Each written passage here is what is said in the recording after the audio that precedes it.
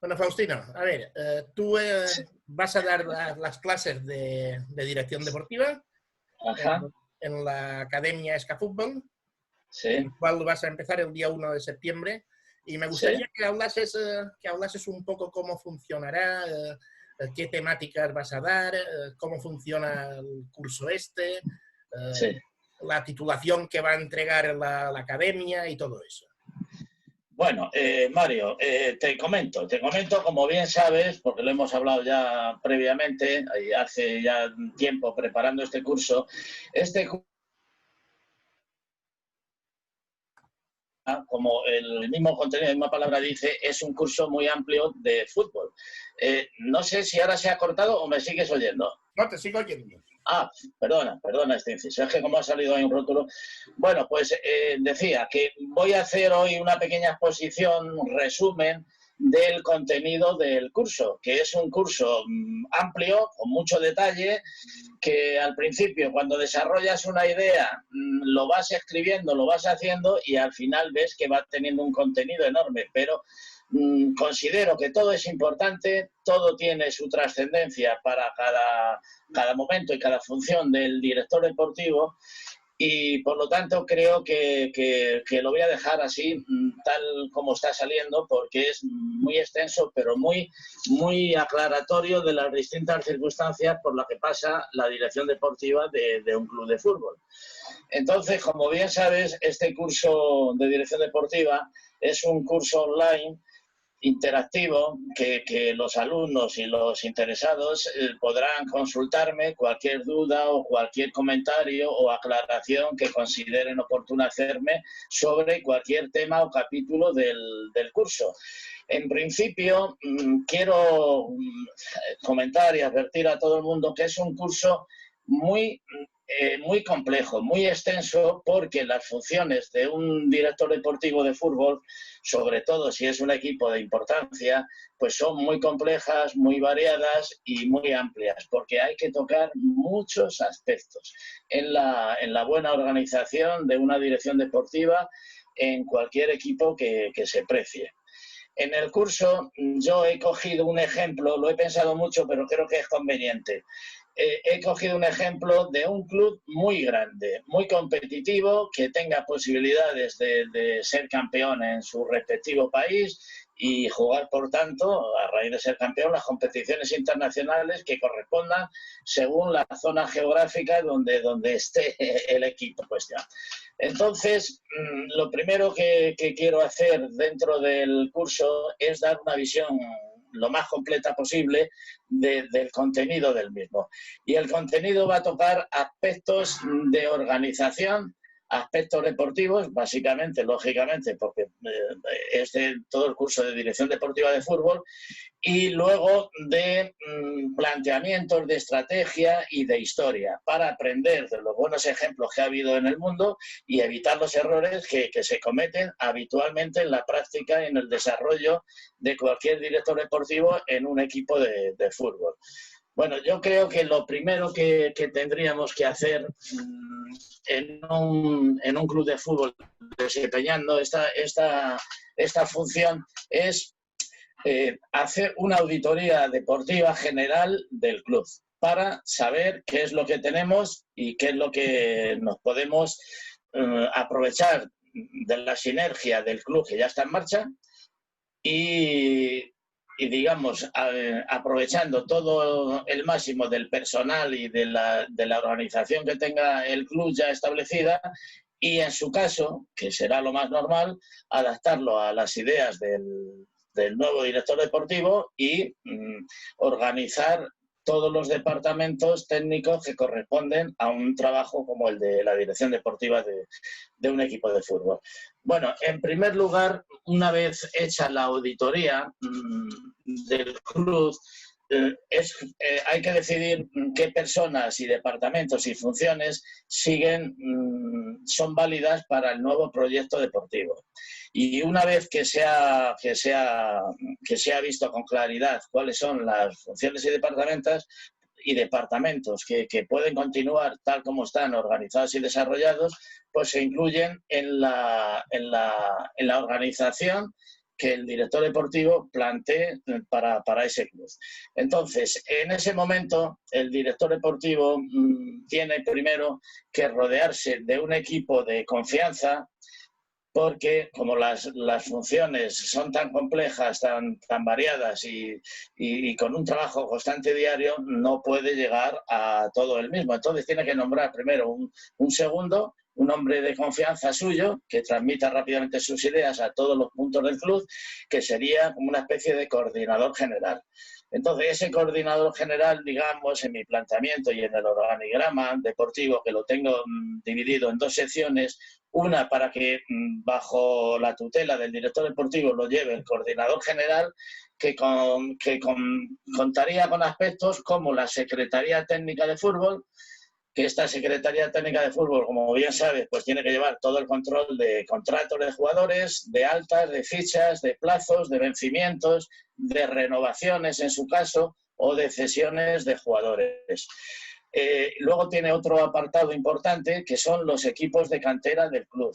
Todo club grande tiene un gran sistema de entrenamientos y de formación educativa para los jóvenes, desde infantiles, alevines, juveniles, benjamines, en fin, desde las edades más pequeñas, porque es conveniente que vayan aprendiendo desde lo más pronto posible, digamos, la técnica y la mentalidad de lo que tiene que ser un futbolista de futuro. Entonces tiene que controlar, lógicamente, a todos los entrenadores que haya en el área de formación de cantera y nombrar un responsable, si es que no lo hay ya, de todos los equipos de cantera. Esto es el coordinador general. Luego hay otros aspectos de organización, de viajes, desplazamientos, de stays, de hoteles, de toda esta historia, que tiene que haber una persona encargada que sea eficiente y que lo controle todo. Esto también dependerá del coordinador general. Y luego, por último, pues es el que tiene que estar en contacto con el departamento médico, que aunque en otro organigrama dependerá también y tendrá contacto diario con el director deportivo, pero tendrá que tener un contacto diario con recuperadores, con fisios, con masajistas, en fin, las funciones básicas diarias de un equipo de alto nivel. Y luego, por último, pues tiene que ser responsable también y vigilar a los encargados de instalaciones, materiales, camisetas, en fin, toda esta amplia infraestructura que sabes que necesita un equipo de fútbol. Luego, el director deportivo propiamente tiene otra estructura en el organigrama, otras personas que lo he previsto, lo que pasa es que no voy a dar aquí todos los detalles porque sería muy extenso en una conferencia, pero una vez escrito se ve con más claridad.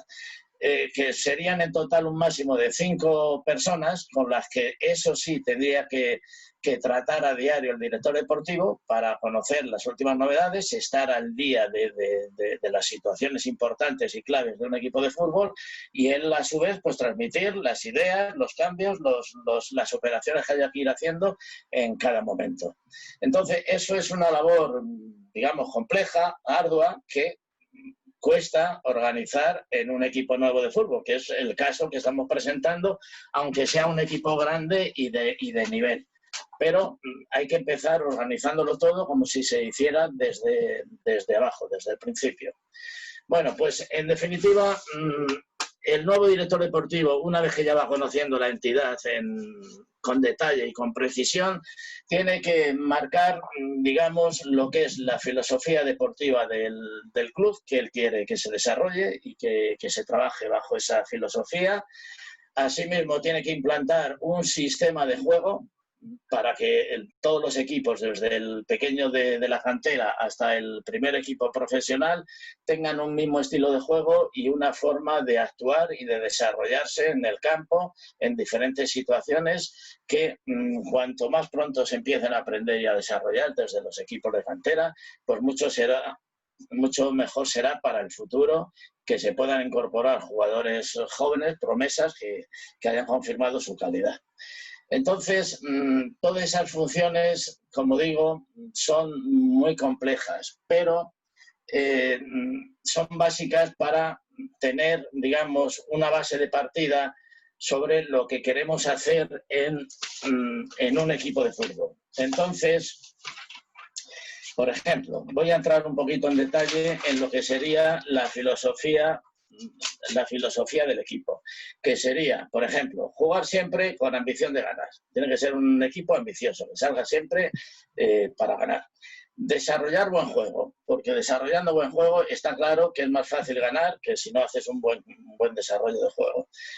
Hay que darle mucha importancia al control del balón y del juego. Y esto es un aspecto que es básico en las categorías inferiores, para que todos los jugadores desde pequeños aprendan lo básico de los entrenamientos y de lo que es su profesión futura si llegan a poder aspirar a ello. Y lo primero es el control del balón, la técnica individual.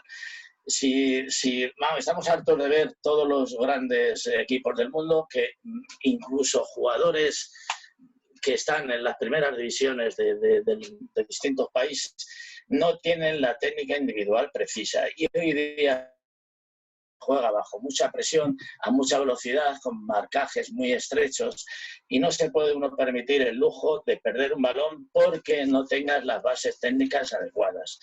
Yo en su día denuncié o comenté las deficiencias técnicas de algunos jugadores, incluso muy famosos, pero como no quiero, digamos, incidir en la parte negativa de algunos jugadores o personas, pues no voy a dar detalles que servirían bien de ejemplo para corregir estos temas. Pero vamos, simplemente hay que tener constancia de que el control del juego es fundamental en el control del balón, en el desarrollo del juego. Luego, una de las premisas fundamentales tiene que ser jugar con decisión y con velocidad. Saber a lo que se juega. Luego es jugar con ataque por las bandas, abriendo los espacios del campo. Para ello se requiere un buen posicionamiento del equipo en el campo. Luego hay que conformar un equipo equilibrado. En algunos sitios le llaman equipos balanceados, que sean armoniosos en su desarrollo, en su repliegue, en sus fases de defensa, ataque y demás. Y luego, por último, como filosofía fundamental del equipo, tiene que tener concentración e intensidad en el juego, en todos sus jugadores, para que transmitan una fuerza común de equipo. En esto me acuerdo siempre de Di Stéfano, que decía que un buen jugador, por muy bueno que sea, nunca será como todo el equipo. Lógicamente, un conjunto equilibrado y todos a una y con las ideas claras y un objetivo común es importantísimo y muy difícil de parar.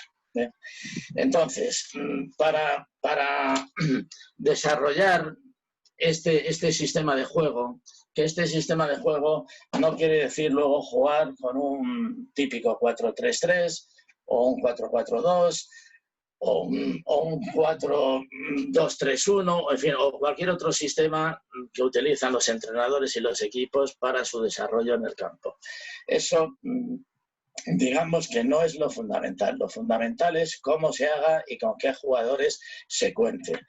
Para poder desarrollar cualquier sistema, porque esto hay que darle la autonomía que le corresponde al entrenador de turno, para que el entrenador utilice las variantes que él crea oportuno, hay que tener una primera plantilla del equipo profesional de muy alto nivel técnico. Y en ese sentido es una labor clave del director deportivo y todo su equipo técnico de tener en el equipo los jugadores con las cualidades que este mismo sistema y filosofía que se implanta tienen que tener los jugadores para luego poder desarrollarlo y llevarlo a cabo. Y, por ejemplo, en este sentido, está claro que una vez hecho el análisis uno por uno deportivo de cada integrante de la plantilla, pues se tiene que decidir quiénes continúan en el equipo, quiénes se le dan de baja, a quién se cede porque se espera que mejore en los años, una cesión a otro equipo, y quién se queda en el equipo. Y entonces se verá con claridad qué puestos en el equipo hay que reforzar, con altas provenientes de fuera. En ese caso, las altas hay que estudiar muy bien qué tipo de jugador se requiere. Y voy a dar un ejemplo puesto por puesto para tener una idea de lo que queremos tener o buscar, si no lo tenemos, en el perfil del jugador necesario para desarrollar el proyecto deportivo que yo tengo en mente. Y, por ejemplo, en el caso de los porteros, pues tiene que ser un portero que además que sea ágil y seguro, es decir, que tenga calidad, reflejos, que tenga buenas cualidades de portero. Tiene que, en el fútbol moderno, tiene que saber salir muy bien, que ataje los balones por alto con seguridad, que no se cierre debajo de su larguero, que domine toda el área pequeña, tiene que ser un área de su absoluto dominio, porque por algo es el único jugador que puede utilizar los brazos para coger el balón. Entonces tiene ventaja sobre cualquier otro delantero rival que quiera cometerle. Entonces, y luego además el fútbol moderno de hoy, que se juega mucho con el portero, ya no es una pieza que estaba inactiva, solo actuaba cuando le chutaban a puerta. El portero ahora participa mucho en la labor de salida del balón desde atrás. Es un sistema que viene implantándose desde la teoría, que es muy práctica porque hace que un integrante más de los 11 en el equipo, con lo cual se gana en espacio, se gana en seguridad y se gana en que otros jugadores se puedan posicionar mejor en el campo y tengan más posibilidades. Entonces el portero, una de sus cualidades básicas, tiene que tener un buen juego de pies, con seguridad. Para ello es vital que desde pequeño participe en los entrenamientos, por lo menos en una parte de los entrenamientos, jugando como si fuera un jugador más de campo, en cualquier otras posiciones, sobre todo, lógicamente, en los puestos de defensa, que son los que tienen que tener más seguridad en el equipo. Bueno, eso en el caso de que necesitáramos buscar un portero con características modernas y el perfil adecuado. Si por contra tenemos que buscar algún lateral, pues tiene que ser un lateral que además de marcar bien, que es la primera cualidad de un defensa, es marcar al rival que venga por su banda, sea extremo, sea interior o sea un lateral contrario que avanza por allí. Tiene que ser un buen marcador, cerrar su banda. Pero luego, como está en un equipo grande, con ambición y con deseos de ganar cada partido, en cuanto tenga la más mínima posibilidad, se tiene que unir al medio campo y muchas veces las jugadas le llevan al ataque. Incluso ayer mismo vimos en el partido del Sevilla contra la Roma como el primer gol fue de Reguilón, que es un lateral izquierdo, que es muy bueno en defensa, pero sobre todo es muy vertical, muy rápido y penetra a la mínima oportunidad. Así fue que consiguió el gol allá. Pero bueno, independiente de detalles que pueda haber en un partido, las condiciones de los laterales que tenga este equipo tienen que ser de mucha fuerza y velocidad y decisión en el ataque. Otro ejemplo que se puede poner de buen jugador en este área, por ejemplo, vamos a coger uno de la banda derecha, pues yo elegiría lógicamente a Carvajal del Madrid, que es un perfecto ejemplo de que es agresivo y duro en defensa, y luego pasa al ataque con una velocidad espectacular y crea mucho peligro, la mayoría de las veces centrando lógicamente a otro compañero que esté mejor situado, o incluso en ocasiones con un disparo directo a puerta. Bueno, esto en cuanto a los laterales. Si necesitamos un central, es importante saber si necesitamos uno o los dos, porque en el juego de los centrales, que lógicamente todos los equipos tienen que tener defensas altos y fuertes, pero tienen que estar muy bien acoplados, o por lo menos que cada uno de ellos tenga las características adecuadas.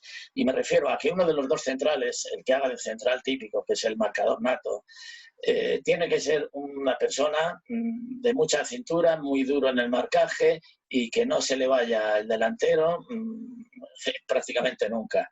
Y luego el otro, que tiene que ser también un buen defensor, pero su función principal, que es el puesto del líbero de toda la vida, que a mí tanto me ha gustado, porque además yo jugaba en esa posición y le tengo especial cariño. El líbero tiene que ser un hombre que además de ser bueno en defensa es el último recurso, tanto de los laterales si les desbordan como del central si les desbordan. Entonces el líbero para mí tiene que ser el de más garantías de toda la defensa. Tiene que ser una persona con carácter, con personalidad y con mucha clase, que pueda ir rápidamente al cruce al lateral derecho si es preciso o al izquierdo, o cubrir cualquier problema que pueda tener el central. El líbero además tiene que cumplir otra doble función y es que tiene que saber salir jugando el balón muy bien, con seguridad y con precisión, porque ahí es donde se inicia la labor fundamental de un equipo. Luego, si necesitamos algún interior o alguno de los dos mediocentros que yo considero ideales para el tipo de equipo que yo implantaría en cualquier club, en los interiores, uno por la derecha y otro por la izquierda, tienen que ser personas con una gran capacidad física, porque no en vano, por la situación de donde juegan, son los jugadores que corren una mayor cantidad de kilómetros que ningún otro del equipo, porque tienen una zona muy amplia, se tienen que desplegar siempre en ataque, apoyar de ataque del equipo por su lado, o tiene que replegarse rápidamente a defender cuando el balón lo recupera o lo tiene el equipo rival. Entonces, lógicamente, para jugar en un equipo de nivel tienen que tener una buena técnica individual, eso es básico para los 11 integrantes del equipo, pero a su vez unas condiciones físicas impresionantes, y no es fácil encontrar jugadores de esa dimensión, pero hay que intentarlo y hay que buscarlo. Y luego hablaremos de la forma de conseguir este tipo de jugadores. Luego, de los dos mediocentros, a mí me gusta contar siempre en el equipo con un especialista defensivo, uno que sea el soporte de la defensa, que esté situado delante de los dos centrales y que sea el primer receptor de la salida del balón cuando, lógicamente, salgamos de la defensa jugando. Y luego, a su vez, es el primero que tiene que interceptar las jugadas de peligro del equipo contrario. Una vez que se desplaza el equipo contrario en una variante de ataque o en un contraataque rápido, el medio centro defensivo tiene que ser el salvador de la defensa, el que la cubra las espaldas, el que tenga toda esa zona, digamos, bajo su completo dominio. Tiene que ser un hombre con una técnica individual y también muy físico. En esto yo pondría el caso ideal de jugador que hay para esas funciones, un jugador tipo Casemiro, el del Madrid, que es impresionante en esa función de recuperador de balones. Luego también hay otro muy importante, por ejemplo, Danilo, el otro día del Porto, que ya tenía noticias de él, le vi con detalle y me encantó. No me extraña que haya sido el jugador de toda la liga portuguesa que más balones ha recuperado. Pero vamos, no es el caso de ir detallando jugadores, pero sí el perfil de jugador, un equipo que queramos que sea campeón y que se imponga en sus ligas respectivas. El otro mediocentro que yo aconsejo y miraría por tener siempre en mi equipo sería un mediapunta ofensivo, digamos, un creador de juego que tenga una técnica individual espectacular, al máximo nivel, que sea lo que ha sido siempre la figura del equipo contrario, el clásico 10 que hemos visto toda la vida, y ese 10 pues, lo han desempeñado por los máximos jugadores que ha habido en el mundo, como Pelé, Maradona, Luis Suárez, bueno, Amancio, Amancio, Di Stéfano le pongo aparte porque ese era excepcional en todo. Y, por ejemplo, Messi ahora que juega con el 10 y son la máxima figura de los equipos rivales. Es decir, un jugador que tenga una visión de la jugada espectacular, que controle el tempo del partido, que sepa cuándo hay que contener y templar los ánimos y sepa cuándo acelerar y lanzarse abiertamente al ataque. Y además, por su capacidad técnica, son los que mejor pueden crear o inventar una jugada de peligro o un pase con una variante en la cual deja solo a alguno de sus compañeros de ataque. En fin, jugadores que se salen de la norma, pero que un equipo que aspira a ser campeón y a formar un equipo inolvidable, pues tiene que tener un jugador de esos elementos. Luego hablaremos de, lógicamente, esos jugadores están contados con los dedos de una mano o si acaso de las dos en todo el mundo y es muy difícil, primero localizarlos y segundo ficharlos o contratarlos para tu club. Y luego ya pasamos a los delanteros, que en el sistema que yo propongo, tiene que ser dos delanteros que se complementen, pero uno que se mueva por las bandas, que sea muy rápido, a ser posible ambidestro. Ya sé que esto es pedir peras al olmo, porque hoy día muy pocos jugadores en la delantera y rápidos tienen capacidad de actuar con las dos piernas. Esto es algo también un fallo elemental que yo no comprendo cómo se sigue produciendo en todas las escuelas de fútbol, cómo no se supera ese tema, porque es una condición sine qua non en la formación de un niño joven que empieza a jugar al fútbol. Tiene que saber dominar las dos piernas. Yo recuerdo, y aquí me voy a poner como pequeño ejemplo personal, aunque lógicamente yo por mis tiempos y en mi edad no había ni escuelas de fútbol ni gente que nos preparara y nos formara, pero yo mismo me di cuenta muy rápido, muy pequeño, de que yo era muy bueno con la derecha y tenía una capacidad de regate, era muy hábil y demás. Pero que con la izquierda pues era pues más bien un poco inútil. Y entonces yo dije, yo tengo que dominar la izquierda también como la derecha. Y yo solo empecé todos los días, todo el rato que podía, a darle balonazos contra una pared y devolverlo solo con la izquierda, solo con la izquierda, solo con la izquierda. Así horas y horas todos los días, un rato, siempre que tenía un rato libre. Bueno, por resumir, terminé jugando con la izquierda igual que con la derecha. Es más, luego que yo he sido un gran regateador, regateaba mejor con la izquierda que con la derecha, aunque con la derecha siempre he tenido un poco más de potencia que con la izquierda. Pero esto es normal, esto le puede pasar lo mismo a un gran boxeador, que siempre tiene una mano, sea a la izquierda, sea a la derecha, que hace más daño que con la otra, pues en este lugar. Pero tienen que ser jugadores completos. Yo no comprendo cómo se siguen todavía saliendo jugadores de las canteras de los equipos, incluso los más grandes, con esas deficiencias técnicas. Es algo incomprensible. Pero bueno, y luego por último, el equipo tiene que tener un delantero centro muy alto nivel. Y en esto yo prefiero un jugador de tipo medio, de todos tienen que ser grandes y fuertes, pero no un gigantón, no una roca de estas que se pone solo en punta para rematar y venga a godazos y a saltar y a empujar, no. Tiene que ser un jugador de calidad. Y voy a poner un ejemplo para que se vea más claro. Tipo Lewandowski, el del Bayern de Múnich, que además de ser alto y demás, mueve las dos piernas, se desplaza para la izquierda, se remata a la derecha y luego tiene una gran intuición de gol, que es lo que tiene que tener un delantero centro que se precie. Entonces, una vez completada, digamos, los jugadores que se vea que son necesarios en la plantilla, y si hay que fichar, por ejemplo, porque no se dispone de ellos en la plantilla actual, si hay que fichar dos o tres jugadores, pues yo exigiría, y si no, no lo haría, que hay que fichar solo auténticos cracks. Para fichar jugadores que estén por debajo de ese nivel, en un club grande tiene que tenerlos ya en su plantilla o en su cantera, a punto de salir de su periodo de formación, en promesas ya avanzadas.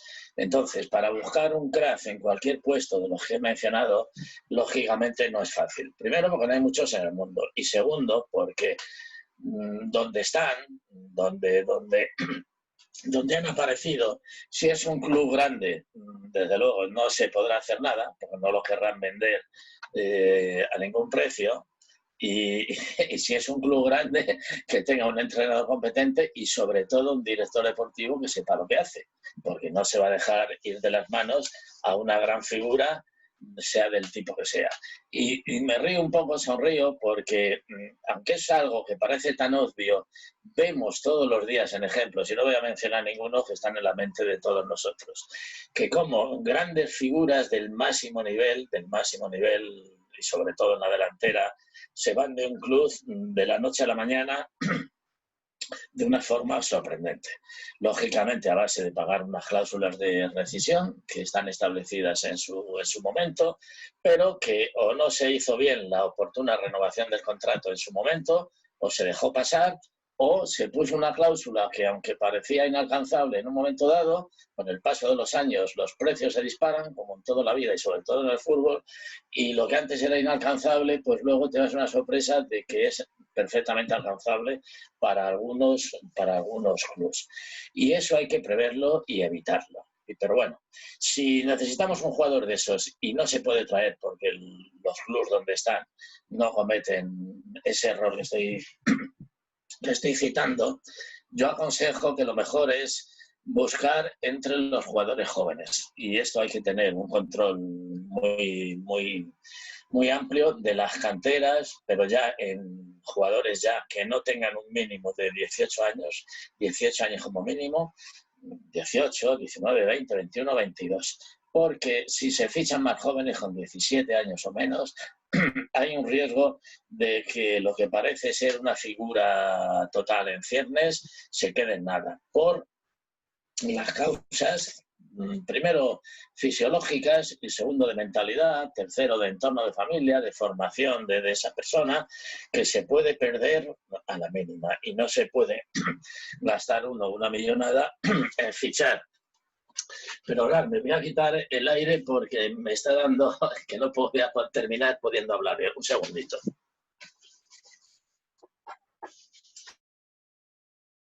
Una vez hecho este inciso, disculparme,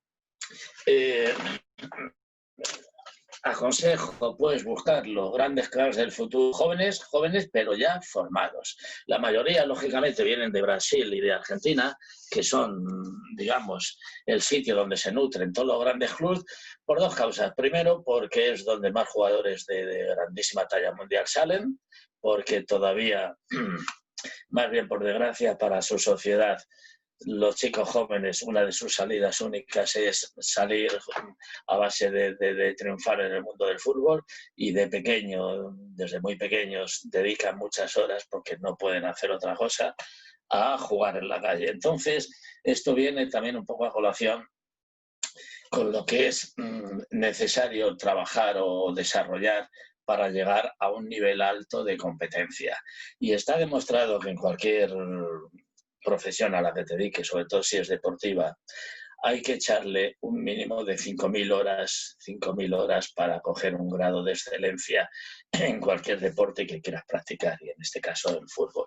Si lógicamente esos jugadores pues se pasan 3, 4, 5 horas y a veces más diarias en la calle jugando, pues los que están bien dotados, los que tienen una inteligencia natural para el fútbol, terminan haciéndose grandes figuras. Y eso, por las causas que ya he comentado, se dan mucho más en países como Argentina y Brasil, y bueno, cualquier otro país de los punteros de Sudamérica, como Colombia, Chile, Perú, Ecuador, en fin, otras potencias, México, que le tengo especial cariño. Y ahora se está viendo también que en África, desde que la juventud, desde muy pequeños, van cogiendo por lo menos un mínimo nivel que pueden desarrollarse y jugar y practicar el fútbol desde pequeños, pues están saliendo grandes figuras. Aunque hasta ahora mismo los jugadores de África destacan por su gran prestancia física, unas condiciones innatas increíbles para el fútbol. Y aquí sí que voy a dar un gran ejemplo, que es el caso de Eusebio, para mí uno de mis grandes ídolos en mi juventud y en mi infancia, porque era un jugador que enseguida, lógicamente, lo detectaron algún ojeador del Benfica y se lo llevó rápidamente para Portugal. Eusebio, los que no lo hayan visto jugar, yo les recomiendo que lo vean y que lo estudien y que analicen. Era un prodigio físico, técnico, de rapidez y de todo. Jugaba con el 8 del Benfica, pero era un goleador impresionante. Solo para que os hagáis una idea de cómo era Eusebio, solo voy a deciros una cosa. Di Stéfano, en repetidas ocasiones que le preguntaban cuál era el mejor jugador del mundo que había visto, siempre contestaba lo mismo: Eusebio. Y lo ponía por delante de otros grandes monstruos que conocía perfectamente, porque había jugado muchas veces contra ellos, como Pelé y otros. Es decir, que os podéis hacer una idea del nivel de calidad que tenía Eusebio. Yo me hacía gracia, me da risa, estos años atrás, cuando decían que Ronaldo, el portugués, que era el mejor jugador de la historia de Portugal y demás. Y yo digo, pobre gente, qué poca cultura futbolística tienen, porque el que hubiera visto o sabido de Eusebio, pues sabe las cualidades que tenía. Y no me importa que Eusebio haya tenido solo 2 balones de oro. porque en aquella época jugaba contra Di Stéfano, contra Bobby Charlton, contra George Best y otros monstruos similares, contra Pujas, que es una injusticia que no tenga un Balón de Oro Pujas, y contra otros jugadores similares. Entonces, por eso Eusebio no tuvo más Balones de Oro. Aparte de otras circunstancias que, lógicamente, en Portugal el Benfica no tenía la visibilidad ni la fama por ejemplo, del Madrid o del Manchester United posteriormente. En fin, bueno, en definitiva, fichar a jugadores de altísimo nivel hay que hacerlos. Hay que descubrirlos muy pronto, si no tienes la suerte de que te salga uno de tu cantera, que en ese caso hay que cuidarlo como oro un paño, como es lógico, pues lógicamente hay que tratar de ficharlos de gente joven, pero ya formada de esos países, porque con los condicionantes que he dicho antes, de entorno familiar y social, de educación y de gente que lógicamente ha pasado dificultades en su familia, y que luego se vende pronto con millones en una situación de lujo, pues muchos pierden la cabeza y no se cuidan lo que debieran. Y algún joven que parecía un crack seguro, pues luego se queda a mitad de camino. Bueno, esto en cuanto a los fichajes, ¿cómo aconsejo yo que haya que hacerlos? De todas formas, en esto de los fichajes hay que tener también mucho cuidado porque también hay otro apartado de jugadores, no a ese altísimo nivel, porque es imposible que no cuajen en los equipos que están, pero sí hay otros jugadores que están muy cerca de ese nivel. Disculparme que lo voy a apagar.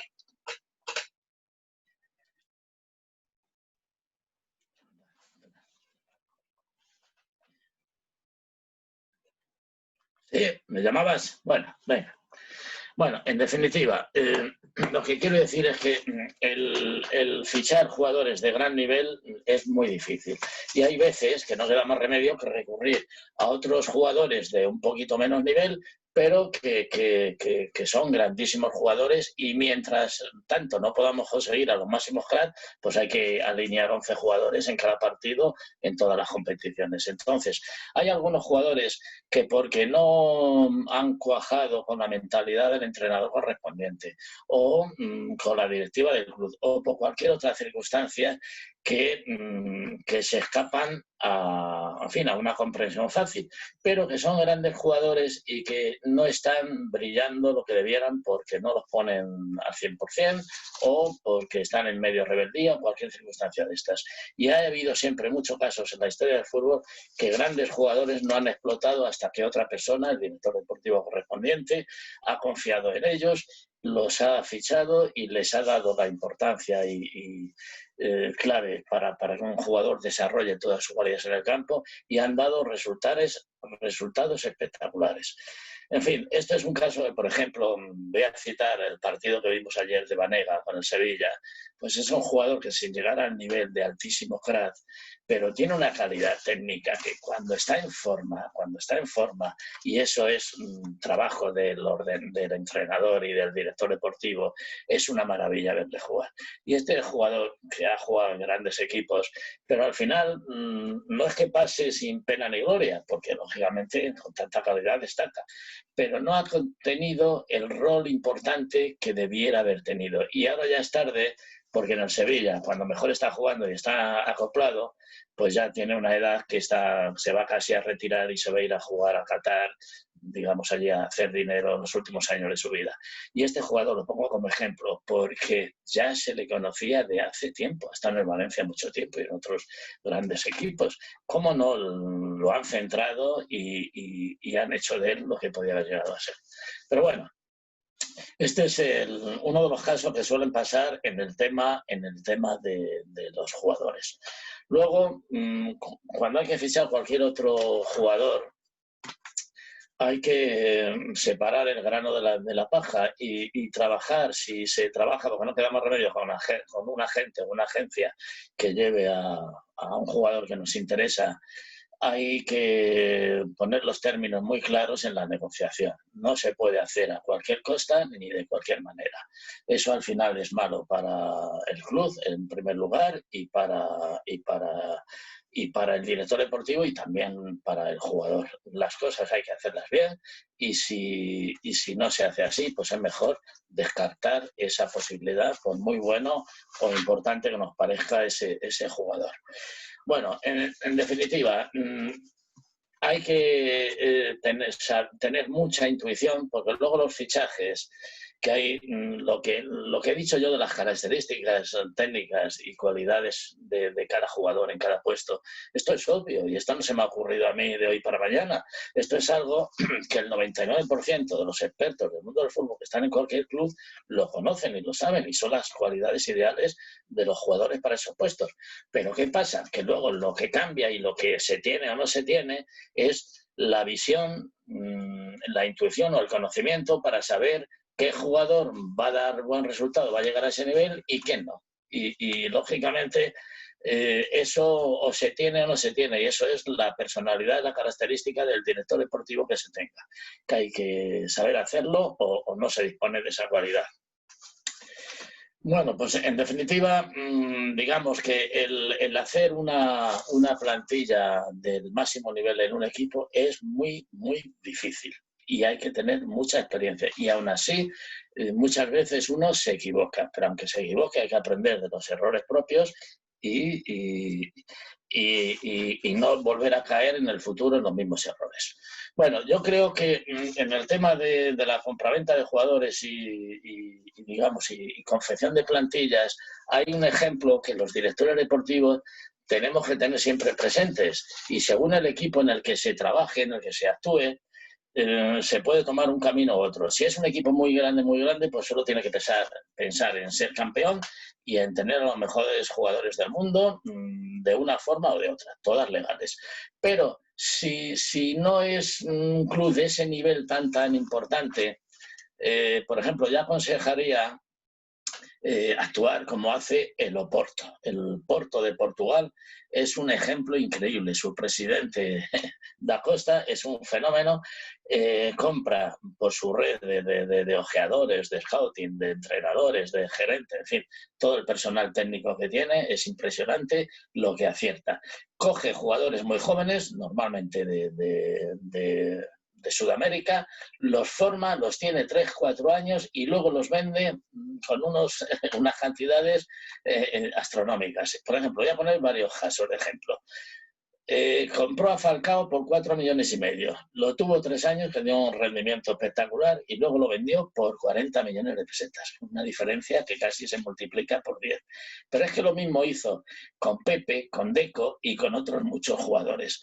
Y en definitiva, el Porto, y además de esos curiosos, sigue ganando títulos en Portugal. El otro día le vi que ganó la Copa de Portugal y antes había ganado la Liga. Incluso el Oporto tiene 2 Copas de Europa, una Copa de Europa de las antiguas y una Champions de las modernas. Es decir, que es un equipo que hace una política deportiva a través de sus expertos técnicos en esta materia impresionantes.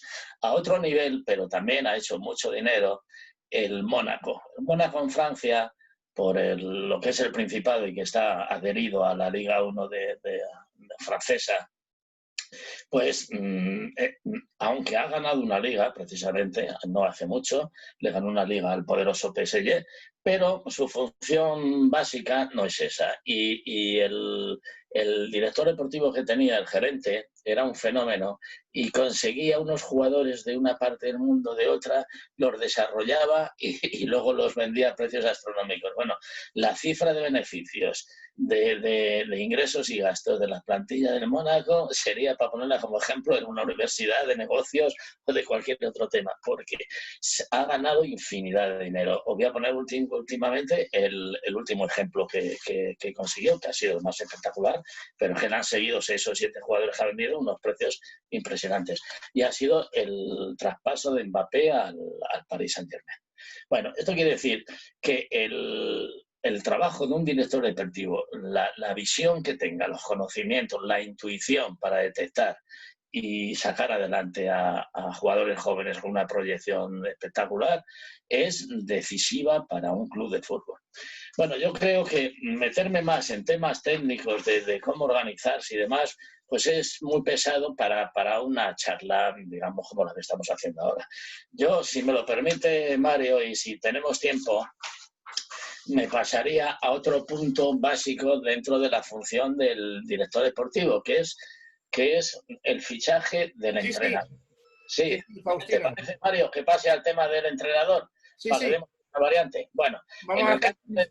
15 minutos más y ya cortamos. Vamos, pues entonces voy a tener que abreviar. Al final se me hace siempre el tiempo corto. Bueno, Bueno, pues 15 o 20 minutos, no pasa nada. bueno, fenómeno. Bueno, en el caso del entrenador, de nada vale a un club o a un director deportivo hacer una plantilla profesional del primer nivel con una capacidad competitiva impresionante si el entrenador que pone al mando de ese grupo fantástico que ha logrado confeccionar no tiene la categoría que corresponde a ese club y a esos jugadores. Hay infinidad de proyectos que se estropean porque no tiene el club el entrenador que corresponda a su nivel de, primero, de importancia del club y segundo, de su plantilla.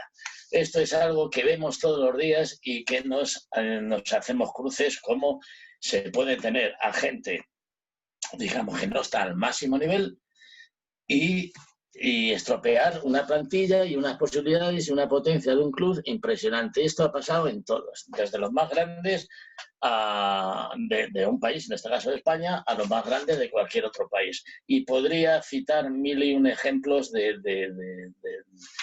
fallos clamorosos en este apartado. Pero me voy a ceñir digamos, al trabajo fundamental. Antes de contratar un entrenador, en las reuniones previas para ofrecerle el cargo y en un intercambio muy amplio de opiniones entre el director deportivo y el entrenador, hay que exponerle claramente cuál es la filosofía y el sistema de juego que tú quieres en tu equipo y que esa es una condición base con el sistema que quiera, con la táctica que quiera y como el entrenador quiera, pero con esa filosofía y esa forma de trabajar. Y esto que parece sencillo, hay que implantarlo a rajatabla. Y si el entrenador que se va a fichar está de acuerdo al 100% con esa forma de trabajar y lo que se espera de él, pues adelante, se le ficha, se le da toda la confianza y todas las atribuciones que su cargo le corresponde y que empiece a trabajar con el equipo. Luego hay aquí un punto que yo quiero siempre recalcar, y es que cuando un entrenador es bueno, pues como cogen un caché importante, parece que mandan ellos más que el club que les va a contratar. Y eso no puede ser. El que contrata es el que tiene la fuerza y el de la máxima importancia y el que te va a pagar, y es el club. Entonces, si alguien tiene que exigir, es el club, y no que suele pasar al revés. Y estamos viendo todos los días que se fichan entrenadores y van con un equipo de 4 o 5 personas a su vez, que normalmente suelen salir de su sueldo, pero claro, como el sueldo, a ser una figura de entrenador, está tan agrandado, pues les da para eso y para más. Pero no es cuestión de quién pague esas personas, es el hecho de que cada entrenador va a los clubs, cuando son grandes, exigen ir con su equipo deportivo, ni que fueran una entidad profesional deportiva. Está bien que se le acepte que lleve a su segundo, porque es el que tiene que ayudarle en los entrenamientos, en la preparación de los partidos y en todo lo que sea oportuno en esa labor. Pero nada más, yo no admitiría jamás un entrenador que además de su segundo me exigiera llevar al preparador físico, al entrenador de porteros, al que hace los informes, pero habría que decir, oiga, ¿pero usted dónde se cree que viene? Este club es de la máxima importancia y tenemos de los mejores preparadores físicos del mundo y de los mejores entrenadores de porteros desde cualquier equipo de la cantera y así sucesivamente, y un equipo de ojeadores y informadores especialistas, porque lógicamente si está bien dirigido y gerenciado por una dirección deportiva, todo eso está al máximo nivel. Y esto hay que decirlo, usted si viene aquí se trae su segundo y nada más, y usted a trabajar, y ya lógicamente si usted, alguna persona del club no tiene el nivel que usted cree, me lo dice a mí y buscamos y tal, pero dentro del club, esto es como, siempre pongo el mismo ejemplo, pero es que me hace mucha risa, esto es como si una empresa ficha a un director financiero Y el director financiero, que es fichado por esa empresa, que tiene que dar gracias a Dios porque le ha fichado esa empresa, pues dice, exige que él va con su contable y con su cajero. Hombre, vaya usted a su casa y déjese de tonterías. En fin, es una pena, pero es así. Y luego hay otra forma de ser de algunos entrenadores, que estoy siempre dando ejemplo de los entrenadores de élite, igual que estamos hablando de un club de élite. Y es que cuando son famosos, ganan títulos, cogen unas atribuciones impresionantes que se salen de su cometido. Y aquí, en fin, cualquier ejemplo de los de actualidad puede valer. Pero es fundamental que un entrenador, cuando ya tiene fuerza en un equipo, empieza a exigir, quiero que me fichen a este, quiero que me fichen al otro, porque necesito tal.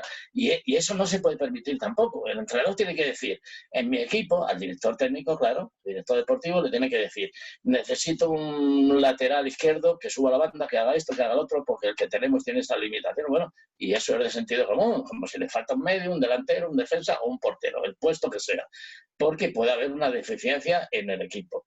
Y hay que procurar satisfacer los deseos de un entrenador competente y digamos, que ha demostrado su valía. Pero eso de que exija fulanito o menganito, eso es un error muy grave y que cometen muchas gerencias deportivas, muchos directores deportivos. Y luego no se dan cuenta que ese jugador que ha exigido ese entrenador, por la causa que sea, porque a él le guste, puede que no le guste al siguiente entrenador cuando haya que cesarle a cualquier entrenador, que más tarde más temprano, pues es un proceso prácticamente irremediable, por lo menos en España, que si los resultados no acompañan, se cesa al entrenador. Pero en ese caso los jugadores se quedan porque tienen contratos fijos y largos. ¿Y qué hace la entidad con un jugador que por sí misma su gerencia deportiva no hubiera fichado? Pues se lo tiene que comer con patatas y aguantarse por hacer caso al entrenador. Esto siempre me recuerda el famoso principio de Peter, y es que toda persona profesional, en cualquier actividad que trabaje, suele alcanzar su nivel de incompetencia.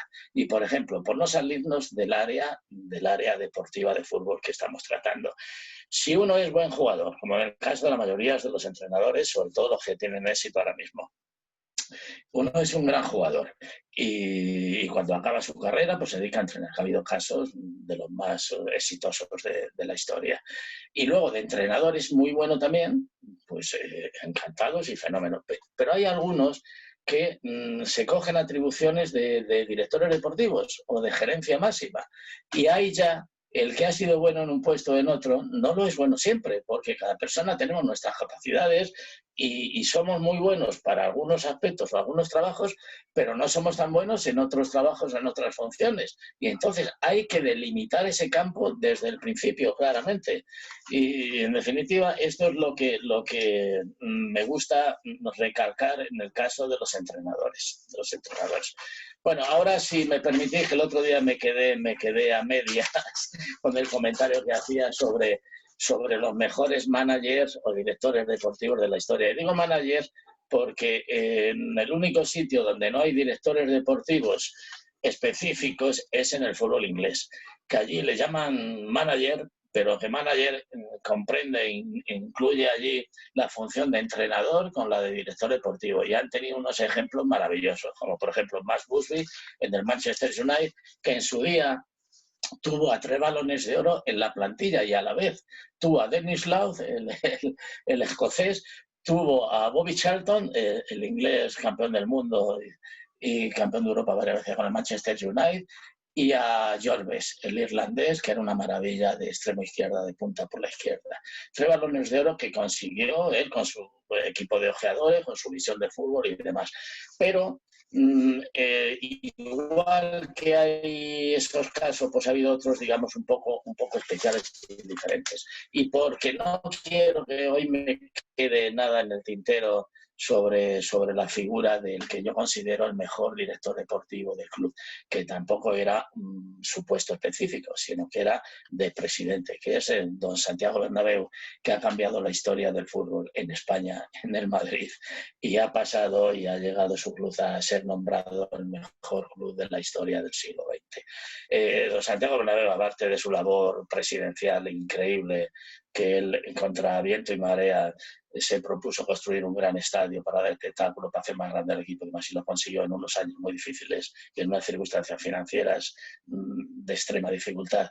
Consiguió hacer dos grandes fichajes, uno de ellos que lo tenía ya fichado y apalabrado, el Barcelona, incluso jugó varios partidos amistosos con Kubala juntamente, y que era el caso de Di Stéfano. El fichar a Di Stéfano fue lo que cambió la trayectoria del fútbol en España y en gran parte del mundo. Fue un éxito increíble, pero es que luego, 3 años después o 5 años después, en el 58, fichó a Puskás, contra la opinión de todo el mundo. Puskás, cuando le fichó don Santiago Bernabéu, tenía 31 años, llevaba casi 2 años sin jugar y tenía 20 kilos de sobrepeso. Cuando Miguel Muñoz le vio el primer día en el entrenamiento, subió hecho un basilisco encendido, cabreado, que quién le había hecho eso, que cómo que ese jugador, era una persona ya mayor con 20 kilos de sobrepeso allí, y entró muy, muy ofuscado en el despacho de Santiago Bernabéu, empezando a quejarse. Bueno, aparte de la personalidad que tenía Santiago Bernabéu, le frenó en seco, le dijo que eso, lo que tenía que hacer era dedicarse a entrenar y ponerle en forma y nada más. Y se lo dijo de una forma tan tajante y expeditiva que el otro no replicó. Miguel Muñoz bajó corriendo y empezó a entrenarle, y Puskás ha sido algo espectacular. Para mí es uno de los grandes de la historia.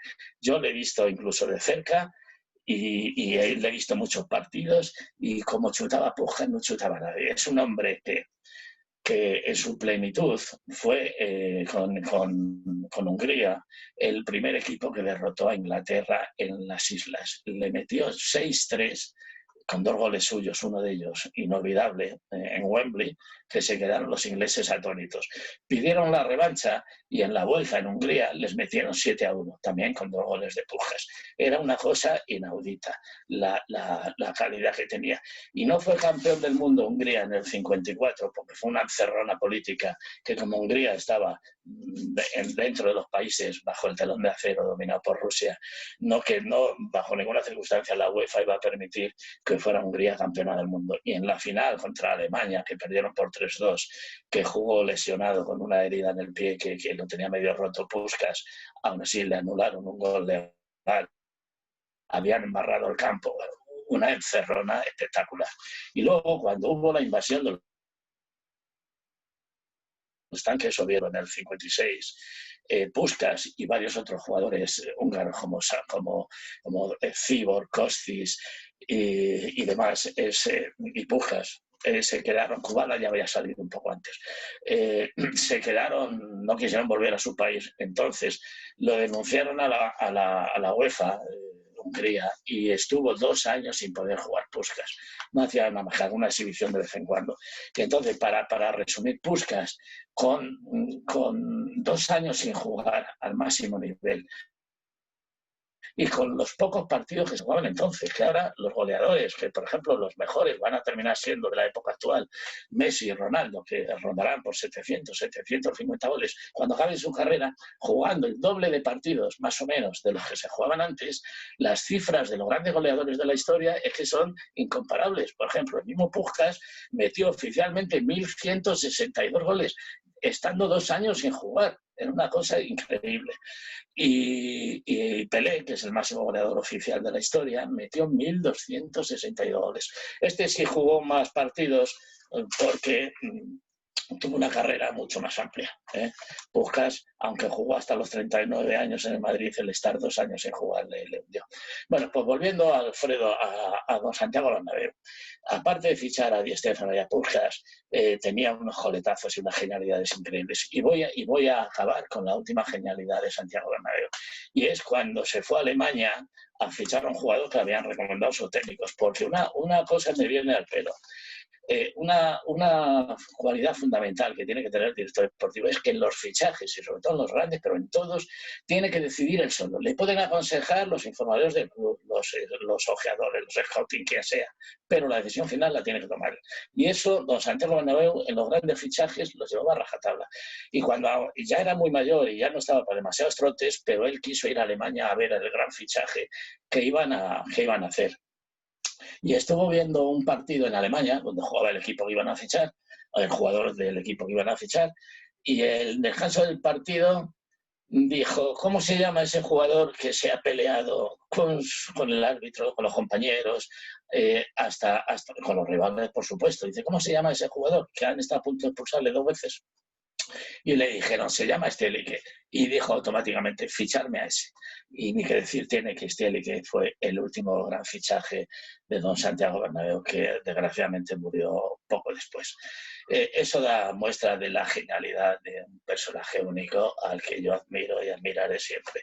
Y por cierto, cuando yo entré bajo la disciplina en Madrid a los 17 años, era el año 66, y el presidente era don Santiago Bernabéu. Bueno, y aunque el club conmigo no se portó bien, pero bueno, esto es un tema que al final le tengo que estar agradecido al Real Madrid, porque esa circunstancia, un día, si queréis, os la explicaré personalmente a cada uno, esa circunstancia de no poder seguir mi carrera deportiva me salvó la vida. Pero esto es un tema personal que ya en otro nivel os contaré. Bueno, solo quiero comentar un poco el tema de algunos grandes jugadores que la historia o no han tenido suerte o no han sido tratados de la consideración que ellos tenían. Y, por ejemplo, yo me acuerdo, tenía 17 años, en finales de mayo, antes del Mundial del 66 de Inglaterra, la selección de Brasil en el Bernabéu, y lo jugó contra un Atlético de Madrid reforzado. En Madrid le dejó un par de jugadores, en aquel entonces le dejó a Grosso, y en el partido había mucho morbo, casi se llenó el estadio, porque íbamos a ver en directo al Gran Pelé, que habíamos visto por televisión, y bueno, luego en el 61 un enfrentamiento directo con el Madrid Brest, y se le pudo ver, aunque era muy joven, en fin, pero en plenitud, con 25 años Pelé, era un espectáculo. Me acuerdo que todo el estadio en el primer tiempo no hizo prácticamente nada, solo hubo una genialidad de Garrincha, que es lo que yo llamo regate más famoso del fútbol.